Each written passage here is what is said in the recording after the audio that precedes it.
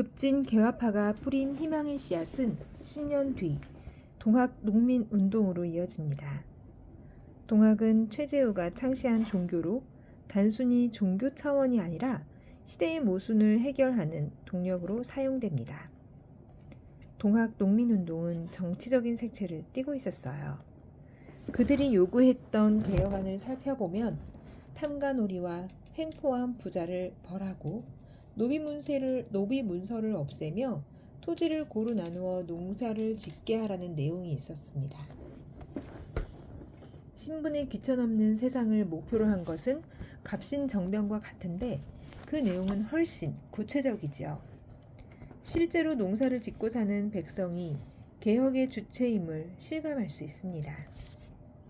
갑신정변이 일어날 때만 해도 백성들에게 급진개화파의 주장은 얼토당토않은 말이었지만 10년이라는 시간이 흐르는 동안 일반 백성도 세상이 어딘가 잘못되었음을 깨달은 거예요. 천하에 태어났으니 어쩔 수 없다고 여기던 일이 사실은 부조리한 일이자 타파해야 할 문제임을 알아차렸죠. 그래서 자신의 부모가 받아들였던 숙명과 모난돌이 정맞으니 가만히 있으라는 가르침을 거부하기로 합니다. 봉건제에 맞설 준비가 된 것이죠. 동학 농민은 그야말로 아무개들의 이야기입니다. 전봉준, 김계남, 손병희 등 지도자는 있었지만 그런 대표인물 몇몇을 제외하고는 이름을 모르잖아요. 동학 농민운동에 가담했던 대부분은 이름이 남아있지 않습니다. 그러나 새로운 세상을 꿈꾸는 그들의 힘은 강력했습니다. 농민군이 광군을 상대로 승리를 거듭하며 하루가 다르게 세력이 커지자 조선 조정은 청나라에게 도움을 청합니다. 무서운 기세의 농민군을 최대한 빨리 진압하기 위한 고육책이었겠지만 호시탐탐 조선을 노리던 청과 일본에 군사를 보낼 명분을 제공한 것과 다름없었습니다. 결국 두 나라는 얼씨구나 하고 군대를 보내죠. 농민군은 이런 사실을 알아차리고 조정의 자치적 개혁을 하겠으니 싸움을 멈추자고 제안하고 자진해산합니다. 이들은 급진 개화파와 달리 반외세의 성격을 띠고 있었거든요. 그래서 다른 나라가 개입하는 상황은 막아야 한다고 생각했던 거예요. 막상 청군과 일본군이 밀어닥치자 아차 싶었던 조정도 농민군과 화약을 맺고 청과 일본에 군대를 물릴 것을 청합니다. 하지만 일본군은 돌아가려고 하질 않습니다. 오히려 경복궁을 점령하고 청군과 전쟁을 일으킵니다. 이 땅에서 청일 전쟁이 발발하게 된 것이죠. 이제 농민군은 조정뿐 아니라 일본을 상대로도 싸우기 위해 다시 결집합니다. 광군과 일본군도 연합하여 전투를 준비하죠. 그들이 맞붙은 곳이 바로 우금치입니다. 치는 고개를 뜻하는 말로 우금치는 부여에서 공주로 가는 길목에 있는 고개입니다. 농민군 입장에서는 이 고개를 넘으면 서울로 진격하는 거예요. 전략적으로 굉장히 중요한 곳이죠. 광군과 일본군 입장에서는 농민군이 우금치만은 넘지 못하게 막아야 했습니다. 농민군이 우금치에 도착해서 본 것은 고개 위에 걸려있는 총들이었어요. 농민군에게는 총이 없었습니다. 그들을 지휘하며 전투를 이끄는 사람들이나 총을 사용했죠. 농민군은 대부분 말 그대로 농민으로 이루어져 있었어요. 농사짓고 사는 백성입니다. 총칼은커녕 죽창 하나만 들고 싸운 사람이 훨씬 많았어요. 그러니 잔뜩 걸려있는 총을 보고 얼마나 무서웠겠어요. 농민군은 옷 속에 부적을 붙였다고 해요. 그 부적을 붙이면 총알이 피해간다고 믿었대요. 정말로 그렇게 믿었을까요? 아니요, 당연히 믿지 않았을 겁니다. 너무 무서우니까, 무서워서 한 발짝 떼기도 힘드니까 붙였던 거예요. 종잇조각 하나지만 아무 소용도 없는 걸 알지만 그거라도 붙여야 한 발짝이라도 뗄 수 있을 것 같으니까 그래서 붙인 건 아닐까요? 부적 이야기를 들으니 마음이 참 짠하더라고요.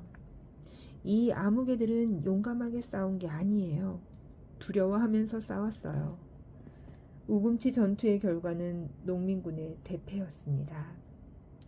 무기부터 상대가 되지 않잖아요? 잘 훈련된 일본군과 싸우기에는 역부족이었죠. 그들도 우금치를 바라보며 아마 자신의 운명을 예감했을 겁니다.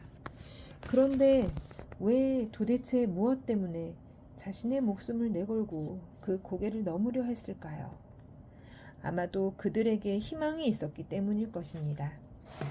더 나은 세상을 만들 수 있다는 희망. 양반, 상놈 할 것 없이 함께 올릴 수 있는 세상을 자식에게 물려주겠다는 그 희망.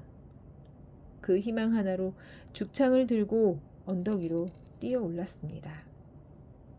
100년 전 희망을 꿈꾼 사람들의 시도는 실패로 끝났습니다. 당시에는 갑신정변을 경거망동이라 하고 동학 농민군을 폭도이자 반란군으로 평가했습니다. 그때 제가 살아있었다면 갑신정변과 동학 농민운동을 어떻게 바라봤을지 생각해 봅니다.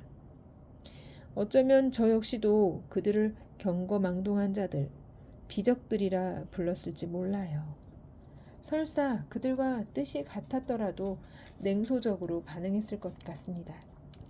그런다고 세상이 바뀌겠어? 이렇게 생각했겠죠. 희망이 보이지 않는다고 그런 건 없다고 말입니다. 그런데 그들이 바라던 그 시대가 찾아왔어요. 신분제 폐지라니 말이 돼? 말도 안 된다고 생각했던 이야기가 지금은 너무도 당연한 현실이 되어 있습니다. 두려움 속에서도 먼 미래를 보며 나아갔던 사람들이 있었기에 가능했던 일입니다.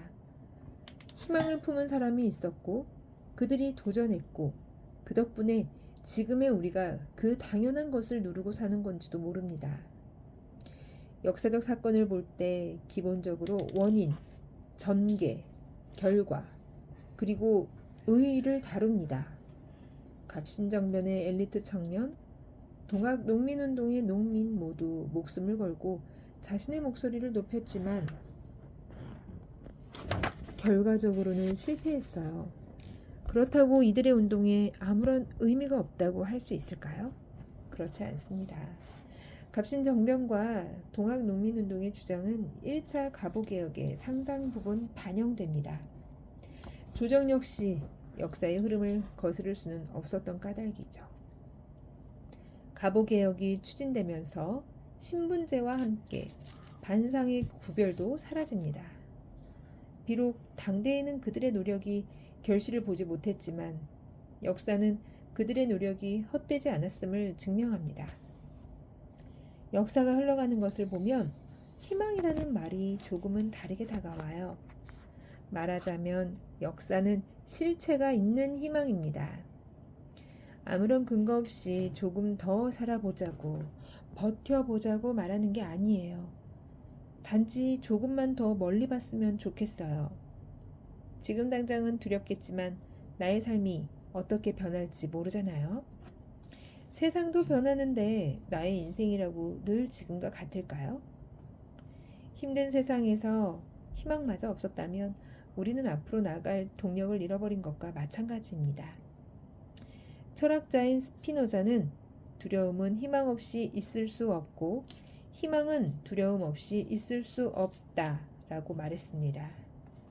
이 말에 따르면 두려움을 느끼는 우리는 모두 어떤 형태의 희망을 품고 있다는 것이겠죠.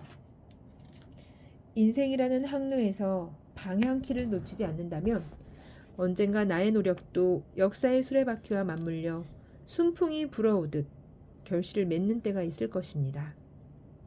저 역시 그런 희망을 품고 두려움을 껴안은 채 오늘도 한 걸음 앞으로 나아가려 합니다.